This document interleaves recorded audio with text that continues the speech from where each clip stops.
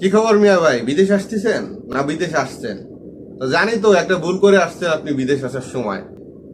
আর বিদেশ এসেও সেই ভুলের মাসুল আপনি দিতেছেন, বা যত বছর বিদেশ করবেন এই ভুল সংশোধন না করা পর্যন্ত আপনার ভুল হইতেই থাকবে। আর শেষ বয়সে যে এই ভুলের মাসুল আপনি পাইবেন, হারে হারে টের পাইবেন। তাই আমার এই ভিডিওর কথাগুলো মনোযোগ দিয়ে শুনবেন। আমরা যারা নতুন বিদেশে আসি তারা সবসময় একটা ভুল করি, পাসপোর্ট জমা দেই, ভিসা পাই, টিকিট পাই, ফ্লাইট করি, বিদেশ আসি, টাকা পাঠাই, কিন্তু টাকাটা কোথায় পাঠাই বা টাকাটা কোথায় পাঠাবো এটা কি কখনো চিন্তা করে বিদেশ আসেন? আসেন না। শুধু স্বপ্ন থাকে বিদেশ যাব, কামাই করব, গাড়ি বাড়ি করবো, বড় লোক হব। তো কামাই করবেন ঠিক আছে, কামাই করে টাকাটা কোথায় রাখবেন এটার যদি নির্দিষ্ট কোনো জায়গা না থাকে তো আপনার এই টাকা কোথায় যাবে, কি হবে?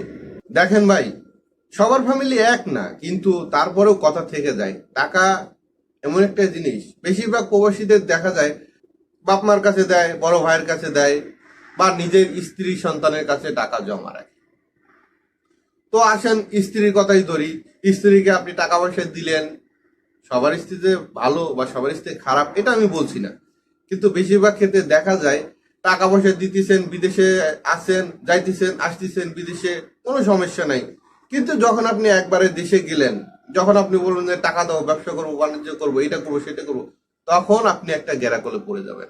দেখা যাবে আপনি টাকার হিসাব পাইতেছেন ঠিক মতো, বা হিসাব পেলেও আপনার টাকা দিতেছে না, আপনার বউর কথায় ওঠা বসা করতে হইতেছে। আপনি এই বিদেশ থেকে যাওয়ার পর শেষ বয়সে একটা ঝামেলার ভিতরে থাকতেছেন, না পাইতেছেন বউর কাছে কোনো মূল্যায়ন, ছেলে মেয়ের কাছে কোনো সম্মান, কারণ আপনার কাছে টাকা নাই। এখন আসেন আপনার বাবা মা কথা। বাবা মা সব সন্তানের ভালো চায়, কিন্তু বাবা মা একটা জিনিস ভুলে যায় বেশিরভাগ ক্ষেত্রে, যে যে ওই যে কামাই করে তার কথা মনে থাকে না বাইরে। কারণ তারা ভাবে ও তো কামাই করতেছে, ও গুছাই নিতে পারবে, আর বাড়িতে যেটা আছে এটা তো কামাই করতেছে না। আপনি কামাই করে টাকা দিবেন আপনার বাবার অ্যাকাউন্টে, আপনার মার অ্যাকাউন্টে, তারা জায়গা কিনবে তাদের নামে, আর একটা বাড়ি করবে, ঘর করবে। দেখা যাবে আপনার ভাই সেই ঘরে থাকতেছে, আপনার ভাই বিয়ে করে সেই ঘরে থাকতেছে বউ বাচ্চা নিয়ে, আপনি বিদেশে আছেন, খুব সুন্দর সম্পর্ক আছে। কিন্তু যখন আপনি বাড়িতে যাইবেন, যখন ভাগ করবেন, আপনার বাবা বেঁচে থাকুক বা মরে যাক, বেঁচে থাকলে তারা বলবে তোরই তো ছোট ভাই, ও কোথায় যাবে, তোর আল্লাহ আরো দিব, তুই বিদেশে আছিস, তুই কামাই করে আরো করতে পারবি, ও ঘরে থাকো। একটা জায়গা জমি কিনছে, দেখা যাচ্ছে আপনার বাবার নামে, টাকাটা আপনার কষ্ট করে দিচ্ছেন।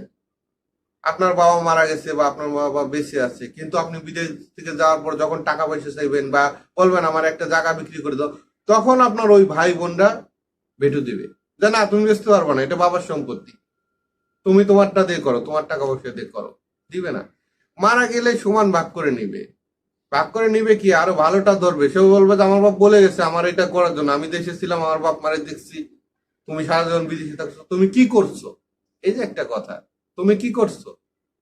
আমি তো আমার বাবা মারে দেখছি, টাকা যে ভাই আপনি পাঠাইছেন এটার কোনো মূল্যায়ন থাকবে না।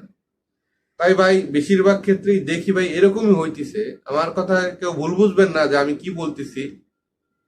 আবার অনেক মুরব্বীরাও আমার ভিডিও দেখলেও অবশ্য আমাকে গালি দিবে, যে আমার সংসারে ভেজাল লাগাইতেছে। বাস্তবতা ভাই খুব কঠিন। তাই যারা বিদেশ আসছেন, যারা বিদেশ আসবেন, বা বিদেশে যারা আছেন, তারা যদিও নিজের নামে অ্যাকাউন্ট না থাকে, অবশ্যই দেশে ছুটিতে যাওয়ার পরে একটা অ্যাকাউন্ট করেন। অ্যাকাউন্টে যদি টাকা পয়সা নিতে পারেন ভালো, আলহামদুলিল্লাহ। না নিতে পারলে বিদেশে আবার যখন আসবেন তখন নিজের টাকা নিজের অ্যাকাউন্টে রাখেন।